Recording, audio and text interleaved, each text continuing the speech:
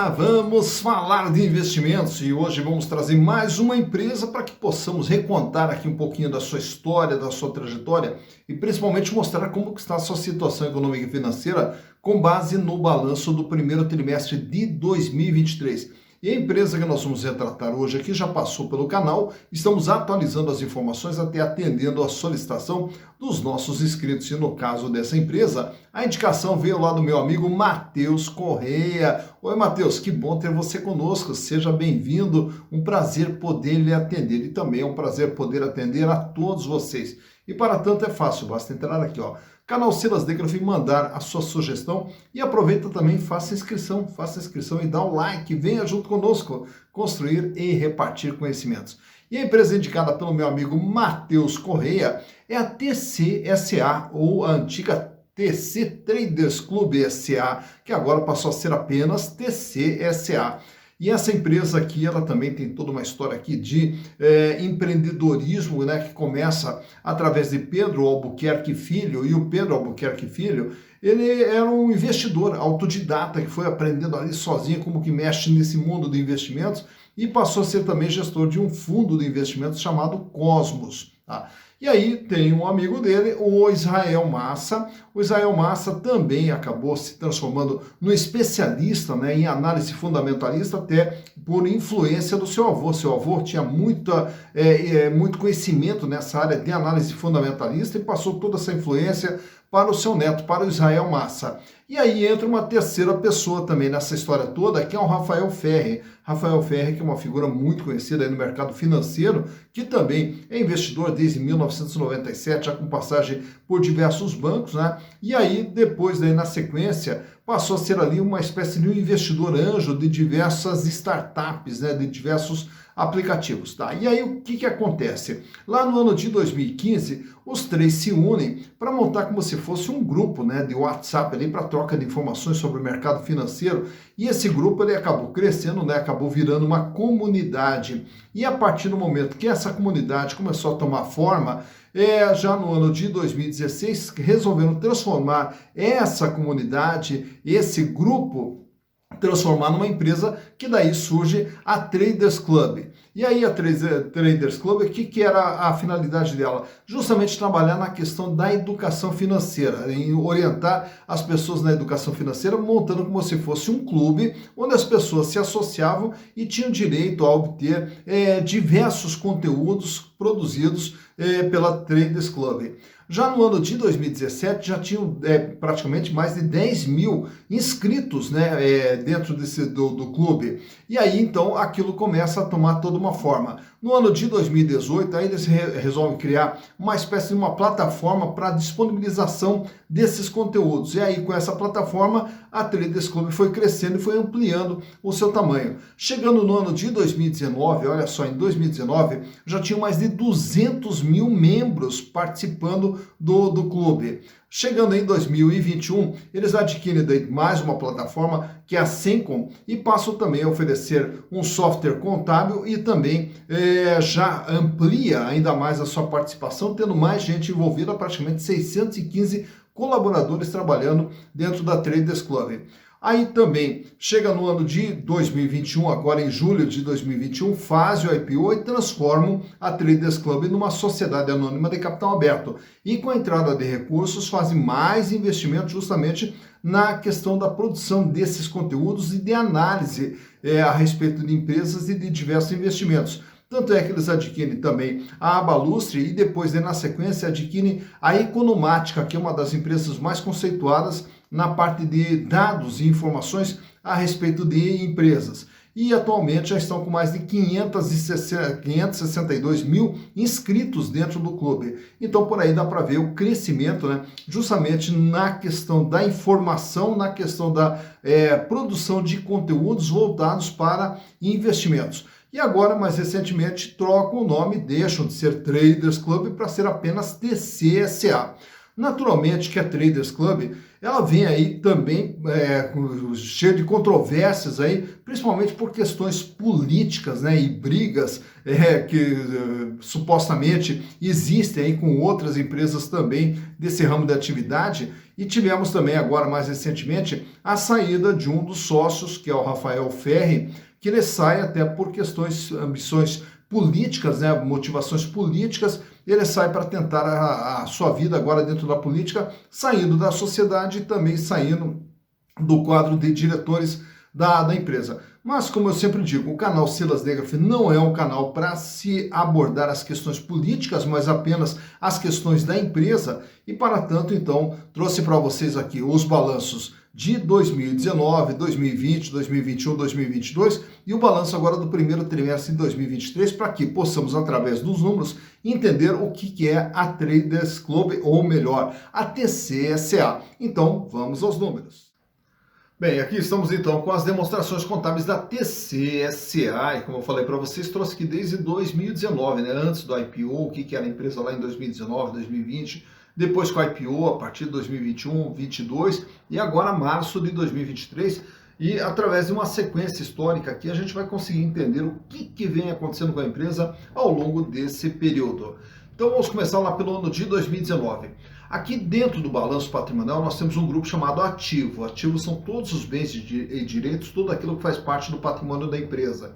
E todo o patrimônio da TC ou da Traders Club lá na época, em 2019, totalizava R$ 1.574.000. Então você veja que é uma empresa bem pequenininha, R$ 1.574.000, comparando naturalmente com as demais empresas da B3, né? E desse valor, R$ 1.149.000 era o capital de giro, era o ativo circulante, formado pelo caixa, o dinheiro que a empresa tinha na época, R$ 336.000, R$ 769.000 em contas a receber.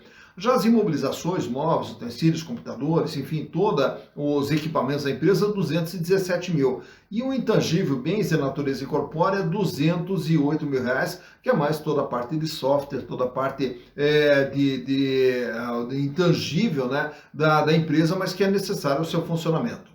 No ano de 2020, a empresa ela passa aqui por um crescimento, ela vai para 20 milhões de reais e o capital de giro daí passa a representar 10.653.000. Aumenta o volume de dinheiro em caixa para 6.180.000 e também no contas a receber para 4.196. E reparem que a empresa aqui ela se estrutura mais, já tem 5.600.000 de imobilizado. Chegando em 2021 é feito o IPO, e com o IPO a empresa pula para 646 milhões de reais. O intangível da empresa, através das aquisições realizadas, principalmente ali com a questão da economática, então ela passa a ter aqui um intangível de 142 milhões, também passa a ter aqui os investimentos, que são as aplicações que ela faz nessas empresas que agora passam a ser controladas pela TC, né, 110 milhões. E o capital de giro pula de 10 milhões para 346 milhões e o caixa da empresa, olha só, 318 milhões de reais. Uma empresa que 2 anos atrás tinha apenas 336 mil reais em caixa, agora tem 318 milhões de reais em caixa e 15 milhões em contas a receber. Ao chegar em 2022, a empresa recua um pouquinho, vai para 583 milhões de reais, e o capital de giro, ele recua aqui para 209 milhões, sendo que o volume de dinheiro em caixa cai para 185 milhões e o contas a receber cai para 9.340. Esses outros créditos aqui, a maior parte deles são os chamados impostos a recuperar. Chegando em março de 2023, agora as últimas informações apresentadas pela empresa, ela fecha com 562 milhões de ativo total. E desse valor, 193 milhões é o capital de giro, é o ativo circulante. Reduz ainda mais o volume de dinheiro em caixa para 166 milhões e também o contas a receber fecha com 10 milhões de reais. Naturalmente que quando a gente olha essa redução de caixa, redução de ativo circulante, a princípio, se olhar apenas esse número, parece não ser bom. Não, mas nós temos que ver também o outro lado, o que foi feito com esse dinheiro. Então nós olhamos aqui na parte de passivo, que são as origens de recursos, onde lá no ano de 2019 a empresa tinha, aqui como eu falei para vocês, um patrimônio de 1.500.000 e tinha uma dívida de 1.900.000, portanto já em 2019 ela tinha uma dívida superior ao seu patrimônio. Consequentemente, ela tinha um patrimônio líquido negativo de 345 mil e tinha aqui na reserva de lucro, entre parênteses, que era um prejuízo acumulado de 1.350.000. Chegando no ano de 2020, a dívida pula aqui para 7.450.000, mas nós temos aqui uma injeção de recursos da empresa que faz com que o patrimônio líquido volte a ser positivo, que seria o capital próprio da empresa, que passou a representar 62,8% de tudo que a empresa possuía. Portanto, a dívida cresce nominalmente, porém o peso da dívida, 7.450.000, num patrimônio de 20 milhões, ela representa apenas 37,2%. Ao fazer o IPO em 2021, o PL da empresa pula de 12 milhões para 613 milhões de reais. E aí, naturalmente, que a dívida passa a ser mínima, 5,2%. Apesar do crescimento nominal para 33 milhões, a dívida cai para 5,2%. Chegando no ano de 2022, a dívida sobe para 50 milhões de reais e o peso dela apenas 8,6%. Portanto, uma dívida muito baixa, perto de um patrimônio de 583 milhões. Passa mais 3 meses, agora em março de 2023, a dívida fecha agora com 61 milhões, 11%, e também uma dívida baixa, perto dos 562 milhões. E aí o PL da empresa ele acaba diminuindo aqui de 613 para 533, para 500, porque aparece aqui uma figura entre parênteses, né, que são os prejuízos acumulados que voltou a apresentar. Então, quando a gente fala aqui a respeito dessa redução de ativo, é que nós também temos que observar que grande parte desses valores lá do capital de giro, eles foram comidos, né, pelos prejuízos tidos pela empresa em 2022 e agora até março de 2023. Mas como que vem esse prejuízo e como que era o resultado da TC durante esse período? Então nós vamos ver essas informações aqui, ó, na demonstração de resultados do exercício, onde ela sempre começa com o que a empresa fatura, menos o custo, sobra um lucro, menos a despesa, sobra um lucro operacional, mais ou menos o resultado financeiro, sobra o lucro antes dos impostos, menos os impostos sobre o lucro, sobra o lucro líquido. Lá em 2019, a empresa tinha um faturamento de 5 milhões de reais. 5 milhões de reais durante o ano todo era o volume de faturamento da Traders, que na época, que agora é TC, 5 milhões de reais. Em 2020, o faturamento ele pula para 40 milhões de reais. Em 2021, sobe para 91 milhões de reais. Em 2022, o faturamento recua para 82 milhões. E agora, em 3 meses do ano, acumula 13 milhões de faturamento, o que nos projeta aqui um faturamento perto aí de uns 55 milhões de reais. Então, observamos que o faturamento da empresa que veio numa crescente, agora ele vem aqui no processo de queda. E aí, naturalmente, que além de ser faturamento, o mais importante passa a ser essa linha de baixo. E aí nós temos aqui em 2019 um lucro de apenas 414 mil, por um faturamento de 5 milhões, uma margem de 8,3%. Em 2020, com esse faturamento de 40, o lucro já foi para 13 milhões de reais, 32,8% a margem líquida que sobrava para a empresa. Em 2021, o faturamento sobe para 91 milhões, porém o lucro ele cai aqui para apenas 1.201.000 e a margem despenca para 1,3%. Chegando em 2022, aí o que nós temos aqui? Um faturamento de 82 milhões, um custo de 43, sobra 38. E a despesa operacional da empresa, aí ela disparou, ela foi para 129 milhões. E com o endividamento também aumentando, aí a despesa financeira da empresa já passa a ser de 3.587.000, culminando com prejuízo em 2022 de 81 milhões. Esse prejuízo de 81 milhões é ele que aparece aqui, ó, que vem para cá como 73 milhões de reais. Por quê? Porque ele mata o lucro que tinha a reserva de lucro e passa a ter agora um prejuízo acumulado de 73 milhões. E fechando agora março, até março a empresa vem com 32 milhões de prejuízo. Por quê? Porque ela fatura 13, gasta 10, sobra 2.800. Gasta 25 com despesa operacional e aí, consequentemente, mais a despesa financeira faz com que a empresa feche com prejuízo de 32 milhões. E esse prejuízo de 32 milhões vem aqui ampliando esse prejuízo acumulado da empresa. Então, o faturamento da empresa começa um processo de queda em 2022, esperamos que essa queda se reverta ainda durante 2023 e desde 2022 a empresa vem agora com prejuízos que esperamos também que consiga reverter, né? Até porque toda empresa é geradora de renda, de emprego e de desenvolvimento e ficamos aqui na torcida para que a TC consiga encontrar o seu caminho de lucro novamente. Bom, eu não vou trazer para vocês aqui a situação financeira, porque até a situação financeira ela é bastante cômoda, ela tem em caixa 166 milhões e tem uma dívida total de 61, quer dizer, paga, sobra tranquilo, financeiramente a empresa não tem problema. O endividamento também é extremamente baixo, 11%.